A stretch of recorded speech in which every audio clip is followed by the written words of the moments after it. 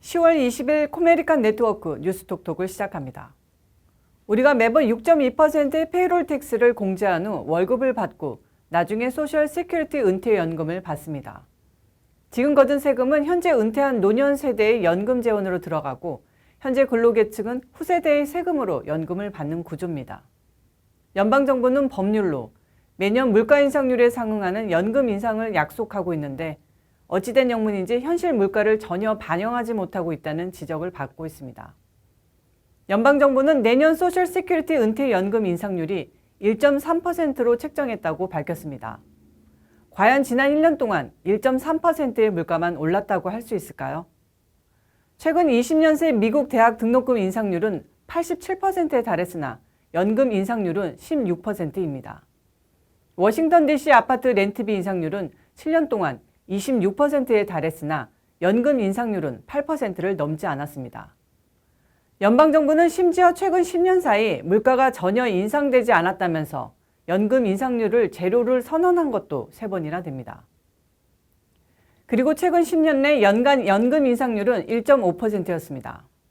미국의 연금 수급자는 전체 인구의 20%에 달하는 7천만 명에 이릅니다. 연금 인상률이 물가 상승을 제대로 반영하지 못한다면 국민들의 삶의 질이 저하될 수밖에 없습니다. 실제 미국 물가는 어떤 식으로 계산하더라도 연금 상승률보다 높게 나옵니다. 그럼에도 연금 상승률이 터무니없이 낮은 이유는 연금 총액을 예산에 맞추기 위해 듣도 보도 못한 소비자 물가지수를 사용하기 때문입니다. 보통의 소비자 물가지수는 연방노동부 노동통계국에서 일하는 450여 명의 물가조사원이 전국을 돌아다니며 음식과 음료, 의류, 주택, 의료, 교통, 교육과 커뮤니케이션, 레크레이션, 기타 재화 서비스 등 8개 영역에 걸쳐 모두 8,000가지 이상의 재화와 서비스 가격을 1000점 만점으로 가중치를 둬서 매달 조사합니다.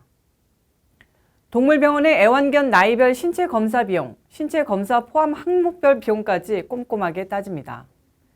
일반 매장뿐만 아니라 파머스 마켓 같은 임시 가판시설, 푸드트럭 버거 가격까지 조사합니다. 이들이 조사하는 설탕 종류만 29가지, 페이퍼 타올은 31가지에 이릅니다. 여기에 할인율이 적용될 경우에는 또 다른 조사가 개입합니다. 그런데 연금 계산에 사용하는 물가지수는 이러한 공식적인 지수와 다른 변형지수입니다.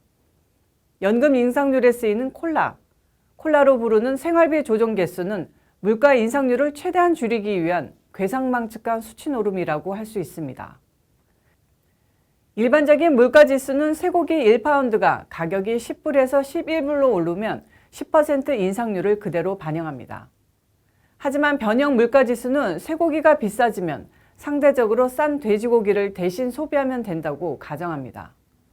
특정 상품 가격이 오르면 소비자들은 이와 유사하면서도 저렴한 상품을 대체 구매하는 성향을 반영한 것입니다. 만약 돼지고기 가격이 7% 하락했다면 소고기를 포함한 육류 가격 전체에 대한 소비자 물가지수는 가중치를 적용하더라도 그리 높게 잡히지 않습니다. 스웨터와 티셔츠를 대체제로 가정할 때 스웨터 가격이 오르면 티셔츠 소비가 늘어나게 됩니다.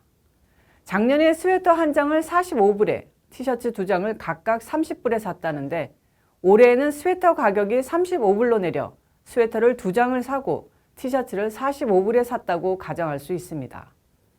전통적인 소비자 물가지수 계산 방식은 이런 식으로 물가 상승률이 19.04%를 기록하게 됩니다.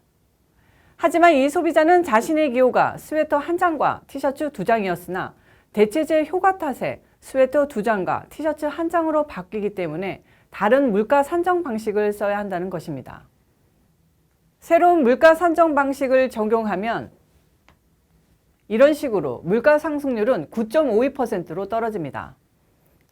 옷값 상승이 연금 상승률에 미치는 영향이 19%에서 9%로 줄어들게 된다는 뜻입니다. 연방정부가 연금에 사용하는 물가지수를 변경하는 것은 이처럼 연금 인상폭을 최대한 줄이려는 의도에서 비롯된 것입니다. 최근 10년 동안 저유가 시대가 계속되면서 연금 생활자들의 고통이 가중되고 있습니다. 연금 생활자는 정기적인 출퇴근을 하지 않고 자동차 운행 마일리지가 많지 않기 때문에 가스 가격에 그다지 영향을 받지 않는데 오히려 물가지수에 반영되는 가스 가격은 오히려 마이너스를 기록할 때가 많습니다. 이러한 불합리한 정책을 공화당이 만들었을까요? 민주당이 만들었을까요? 민주당은 복지 확대를, 공화당은 복지 축소를 주장하기 때문에 아무래도 공화당이 만들었을 것 같지만 사실은 양당의 합작품입니다. 오바마 행정부가 지난 2013년 공화당의 압박으로 물가지수 반영 방식을 전면 변경했는데 사실상 재정 적자 감축을 위해 못 이기는 척 동조했던 것입니다.